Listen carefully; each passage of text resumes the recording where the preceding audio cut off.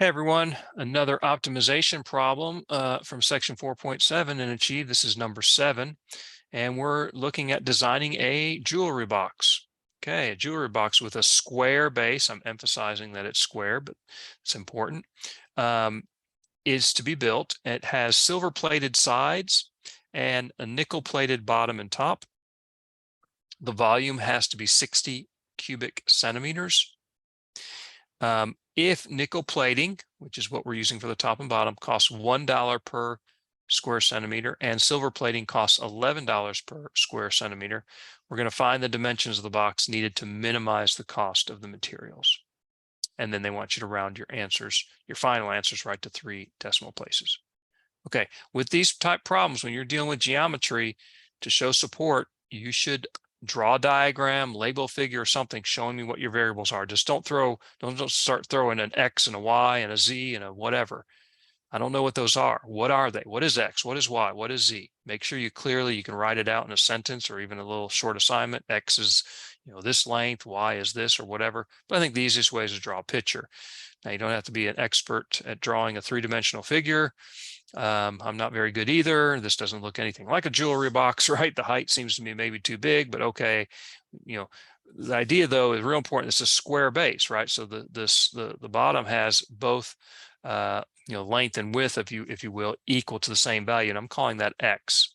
Okay, you can call it whatever you want. You can call it S for side length or A or whatever, but I'm calling that X. And then how tall is the box? I'm going to call that H, height. Okay. And we're to find the dimensions that will minimize the cost. Minimize what? The cost, right? Got to be able to read and comprehend and understand what you're looking for. We're looking for the minimization of the cost to construct this based on the information given. So I'm going to let C be my cost. So what is the cost? Well, it's going to be the sides are what? The sides are made of silver. Okay, silver plated sides. It costs $11 per centimeter. So what is the area of all the sides? So the sides would be, here would be one side here would be another side here, and so on. There's the front, the 2 sides, and the back. Well, they're rectangles, all of them, with a width, if you will, of X and a height or length of H, right? X times H is the area of this one. And there's 4 of them. So this is 4XX. This is the area of the sides, right? The 4 sides. And so the total area in square centimeters would be 4 times X times H is the total area of the 4 sides times what? The cost, right, is what? $11 per square centimeter. So $11 per square centimeter times the number of centimeters. This is the cost for the sides, right? This is the cost for the sides. And then similarly, the top and bottom are both squares, X by X or X squared, right? That's the top and that's the bottom. So I've got 2X squared. That's the area of the top and bottom times the $1 per square centimeter there gives us the cost for the top and bottom.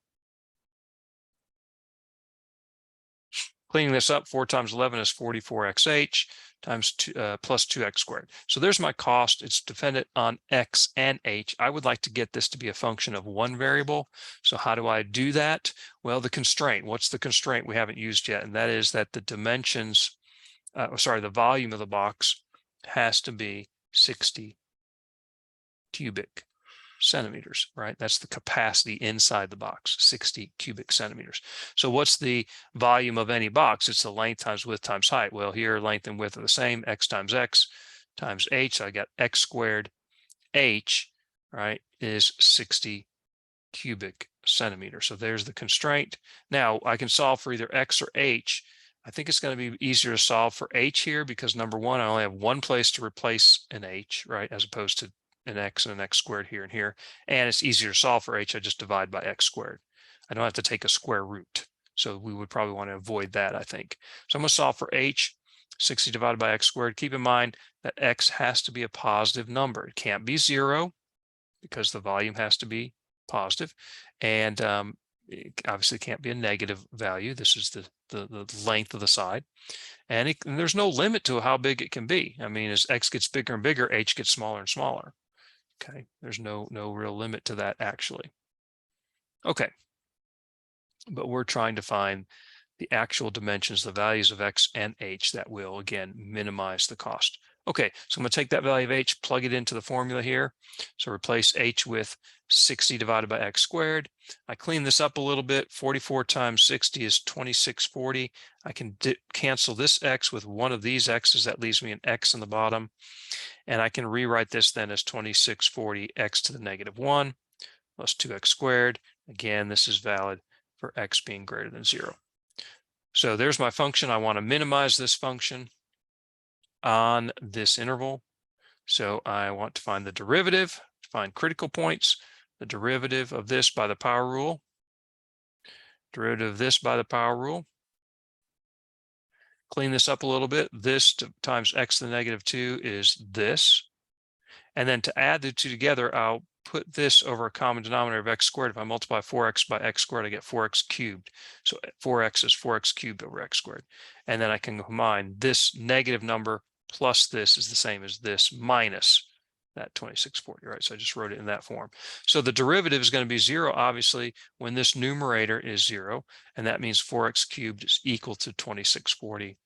Dividing both sides by 4, and then taking the cube root gives me, again, rounding this off to 3 decimal places, just to show you that is indeed the case.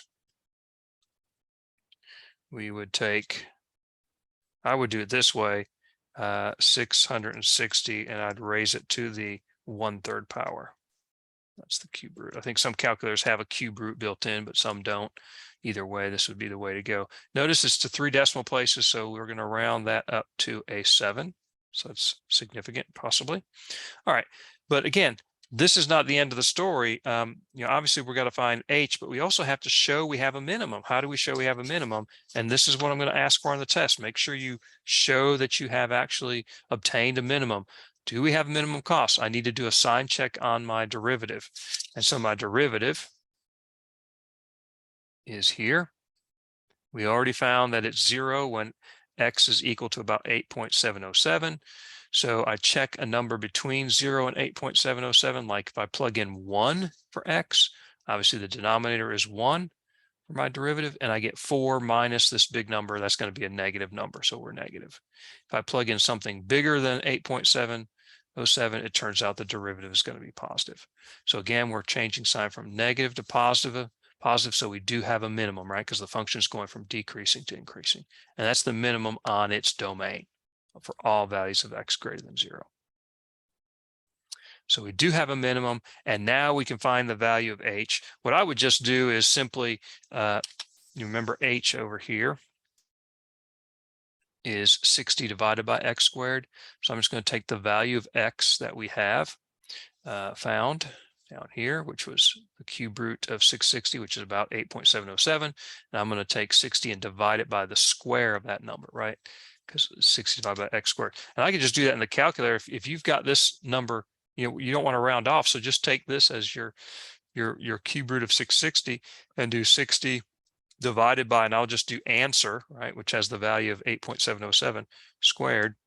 And without rounding, now I can round, right? Notice that 5 moves the 1 up to 2, so it's 0.792 centimeters. And so there are the dimensions that will minimize the cost to construct this jewelry box. And kind of contrived problem, but again, you can see how this is very helpful, right? Being able to be an engineer, that you can design and construct things, or a business related person, right? You want to minimize costs to do that, then it's powerful to be able to use calculus to do that. Okay, hope this helps with this one.